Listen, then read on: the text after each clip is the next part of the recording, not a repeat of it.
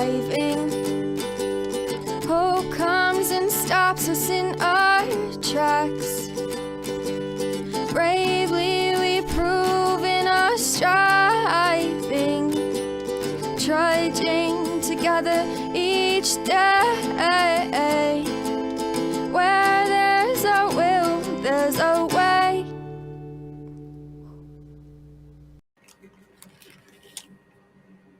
Good morning, everyone. I want to start this off by saying I think it is kind of funny to watch everybody get, or people, I don't even know what he did. What did Joe Rogan do, man? But gosh, he's got a lot of power over people and their emotions.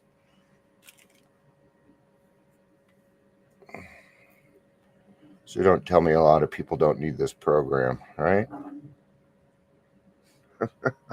Right? What's this? Starting with from Breckenridge. Welcome. It says Facebook user. If you could let me know who you are, I would appreciate it. It doesn't show me over here all the time, and I could go and look, but I'm lazy. But welcome. In fact, if you are here, please say hello, whether you are watching the live or the rewatch. Sober Bo was on Instagram. Oh, hey. You're in Breck, huh? Good for you, honey. Good for you. I'm glad you're here. It's been a little while. I hope the job's going good. Been keeping an eye on you though. And when you're ready, it's still gonna be another month or so anyway. So all right. What do I have going on in my brain today? Really not much. So why don't we just go ahead and get right to the reading?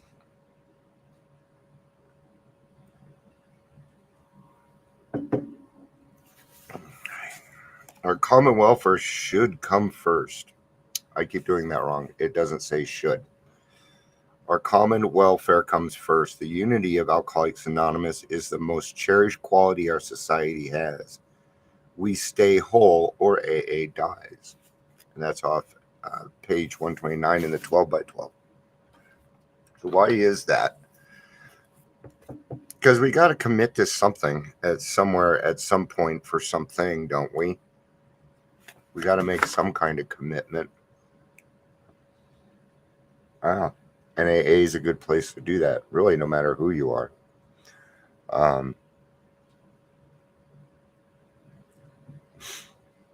So the group comes before personal recovery because otherwise we don't have a spiritual solution, and the spiritual solution is the only way out for us. That's what it kind of comes down to. But let's see what the book has to say about it. It tends to explain things a little bit better than I do. Tradition 1. The unity of Alcoholics Anonymous is the most cherished quality our society has. Our lives, the lives of all to come, depend squarely upon it. We stay whole or AA dies. Without unity, the heart of AA would cease to beat.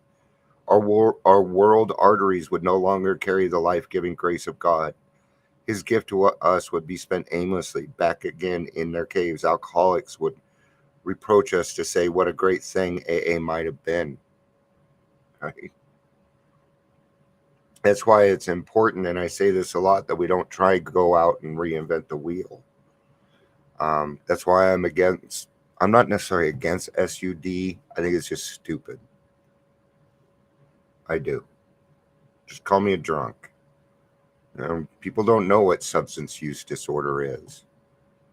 And it just doesn't sound, I don't know.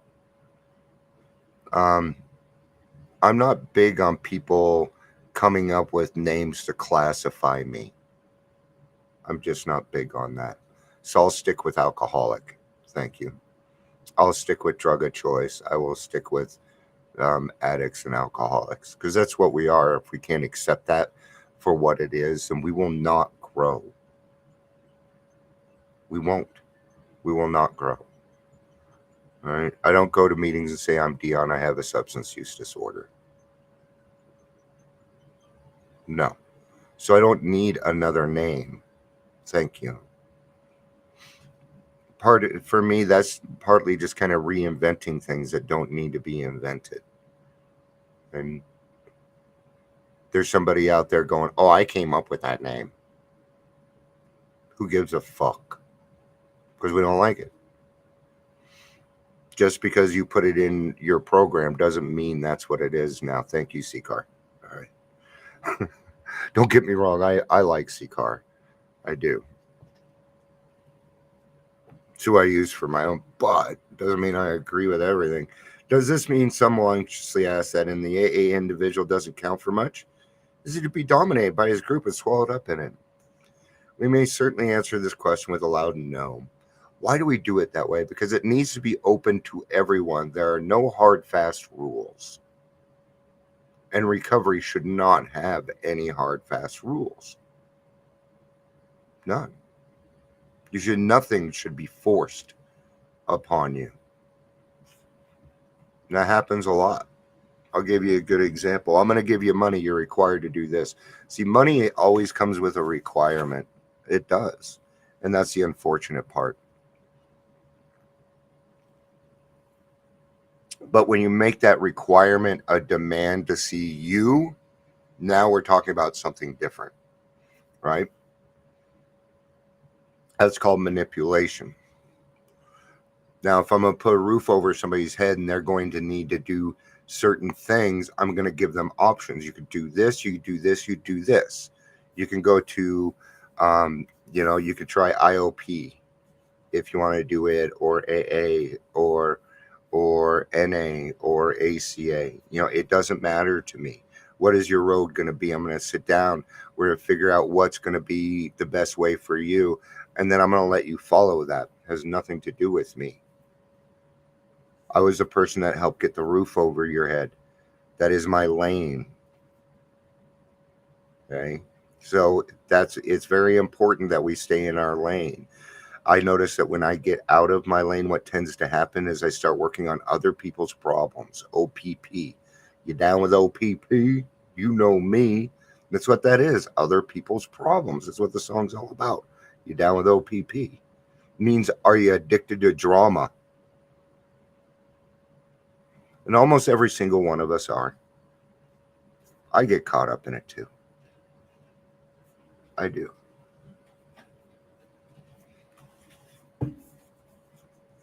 We may certainly, we believe there isn't a fellowship on earth which lavishes more devoted care upon its individual members. Surely there is none which more jealously guards the individual's right to think, talk, and act as he wishes. No AA can compel another to do anything. No one can be punished or expelled. What? That's right. You cannot keep other people out of meetings. Did you know that? If you are a host and you are running a meeting and you don't let somebody in because you don't like them, then you should not be a host. Anybody is allowed in, including the Zoom bombers. We try and keep them out, right? Right. The only requirement for membership is a desire to stop drinking. It doesn't even say that you have to stop drinking. No, just a desire. I've met a lot of people with a desire to quit drinking who are still drinking. Morning, Gary. I guess Chris is here too. Hey, Chris. Surely there is none more. No AA can compel blah, blah. Our 12 steps are to recovery. Our suggestions, the 12 traditions which guarantee AA's unity, contain a single don't. They repeatedly say we ought, but never you must. To many minds, all this liberty for individual spells sheer anarchy. Every newcomer, every friend who looks at AA for the first time is greatly puzzled. They see liberty verging on license, yet they recognize at once that AA has an irresistible strength of purpose and action. How, they ask, can such a crowd of anarchists function at all? How can they possibly place their common welfare first? What in heaven's name holds them together? God, easy. Right? See what Carrie has to say. From what I've learned, the whole idea came from SAMHSA to remove labels and stigma class. Well, SAMHSA um, is that I don't think SAMHSA. Yeah, I'm not a big fan of theirs. So I'm anti-labeling all kinds, especially mental health. But that's a whole other topic. Expel, but 6 people still try and do it. Yeah, that's kind of why, and that's part of what I'm talking about. But I just don't bring up names, Carrie. So that's you guys. There's a lot of things that go on in the community that I don't talk to you about because if I did, you might leave, and it doesn't affect your life. So, so I don't do much. But yeah, Gary and I see this shit every day where people are expelled because they didn't follow the musts that they were just talking about in here. See, that's part of the problem that once we get sober, we start thinking we know better, and we do not. We do not. I don't. Mm-mm. My company is based off these traditions, and it will continue to stay with these traditions, even if it doesn't make any money, because I don't consider money as a quality for success for what it is that I'm doing. What I consider success is that I had an email from the city council at large from Aurora. That means I'm making an impact. It means they're listening to what it is that I'm saying. Because something came up about the homeless camp that somebody's trying to do. I'm like, I wrote him. I'm like, nope. And I told him and it isn't with the person I'm working with. It isn't Dustin that's trying it. We're on the same page. But now I'm getting 3 minutes to come and talk to the city council. And this is what goes on, guys. That's sort of why I did leave, but leaving my program has serious bad mojo on my life. Yeah. Morning, Patricia. Sometimes, and this is the hard part, where sometimes you might get in kind of a situation where you don't want to be involved with certain people anymore, but they still go to the same groups that you do or the same meetings. All right. That can be hard. Maybe look for another meeting or make a decision that it doesn't matter who the fuck's at the meeting. It's your meeting. You get to go. Nobody can keep you out. Right? I like showing up to meetings where people don't like me. Then I feel like Joe Rogan and I have a bunch of power over you. I wouldn't hand your power over to me. Don't let me have control over your emotions. That's it. See, if you let me have control over your emotions, I'm going to tell you what I'm going to do. I'm going to end up giving you a solution to your problem. I don't abuse that shit.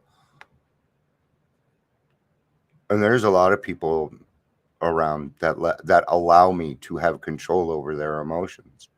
And I find it silly.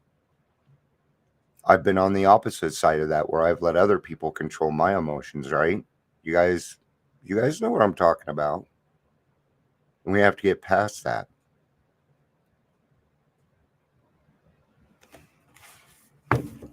Decision's yours though. They see liberty. Those who look closely soon have the key to this strange paradox. The AA member has to conform to the principles of recovery. His life actually depends upon obedience to spiritual principles. If he deviates too far, the penalty is sure and swift. He sickens and dies. At first, he goes along because he must, but later he discovers a way of life he really wants to live. Moreover, he finds he cannot keep this priceless gift unless he gives it away. Okay, we're talking about the paradoxes here. In order to keep it, you must give it away. Moreover, he finds that neither he nor anybody else can survive unless he carries the AA message. The moment this 12th step work forms a group, another discovery is made that most individuals cannot recover unless there is a group. Realization dawns that he is but a small part of a great whole, that no personal sacrifice is too great for the preservation of the fellowship. He learns that the clamor of desire and ambitions within must be silenced whenever these could damage the group. It becomes plain that the group must survive or the individual will not. It's a we program. We do it together. Or you remember when you went into the room and it was the first time you felt like you were home? You would have never had that if the people before us didn't follow this tradition or didn't come up with this tradition, right? Or and then follow it. Because there's been several decades in between that, right? So we need to give thanks to the people before us that did it right. And then we have a responsibility to do the same thing and do it right about face and give it away so that we can keep it. If you do not feel responsible and take the responsibility statement seriously, go back to step one. Let's talk about the futility of how you are living life. Take I out of illness and replace it with we becomes wellness. Our traditions are key elements in the ego deflation process necessary. Who the fuck do you think you are that you're bigger than AA? Smarter than AA. 100 people wrote that book and then you went and wrote a book by yourself. I'm sorry, it doesn't have the same sway. That doesn't mean that your experience was incorrect. But why'd you write a book? So people can know. I'm thinking about writing a book. Thinking about it. I think about a lot of things. The first tradition reminds me not to take credit or authority for my recovery. Like bragging online. Don't do it, man. Don't do it. The only time that you should really brag online is when it's your birthday. Hey, I have a certain amount of time today. Okay? 1 year, 2 months, and 7 days is not a birthday. Wait till you're 18 months, then say something. Then 2, then 3, then 4. Because today is today is today is today. You can't change it no matter how much you will it, no matter how much you think, no how much energy you put towards it. You cannot change it. You are not God, and you cannot change time. Placing our common welfare reminds me not to become the healer in this program. I needed to hear that. That's me, right? That is me. I try and be a savior. That's where I have to watch myself on how much I put on my plate, what it is that I'm doing. Am I taking care of Dion too? I'm still one of the patient, self-effacing elders build with the ward. Without it, I doubt I would be alive. Without the group, few alcoholics would recover. The active role in the renewed surrender of will enables me to step aside from the need to dominate, the desire for recognition, both of which played a so great part in my active alcoholism. Deferring my personal desires for greater good of group growth contributes towards AA unity that is central to all recovery. It helps me remember that the whole is greater than the sum of all its parts. Now, that does not mean that you do not have a place. It doesn't mean that you are a non-entity. Every single person in the program is important because every single one of us has a different experience, right? My recovery is not all from one sponsor that is stupid. I am not him. I am a different person. But he was a guide to help me find a power greater than myself that I could rely upon and trust the process to find out what kind of person I actually was. And I can tell you now, with as much as this thing likes to think, I did not give myself enough credit. And I still don't. I'll hit humility before I take credit, man. I did the only time I'll really take credit if somebody says something straight to me. And then I say two words. Thank you. My mouth wants to keep running. It does. It wants to justify it. Just say thank you. Just say thank you. And after a while, that's what'll start to come out. Because they don't want to hear the excuse of why you don't think so. Just take the damn compliment and move on. Take it for what it is. A gift from God. Yeah, a gift from God. Do you do that? Oh, gift from God. Psh. Gift from what? Psh. Psh. There's all these flies around. These are gifts from God. Even when it seems like it's bad, gift from God. You just haven't gotten the gift yet. It's in the mail, right? Unfortunately, God doesn't hand out tracking numbers. All right, guys. I love you guys. I will be back tomorrow for daily reflection. I will see you there. Have fun in Breckenridge. Thank you, everybody, for being here. Carrie, Gary, Chris, Trish.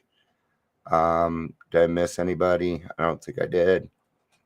And if I did, I profusely. Amanda, good to see you. All right. Thank you, everybody, for being here. I love you guys. Peace out and have a day.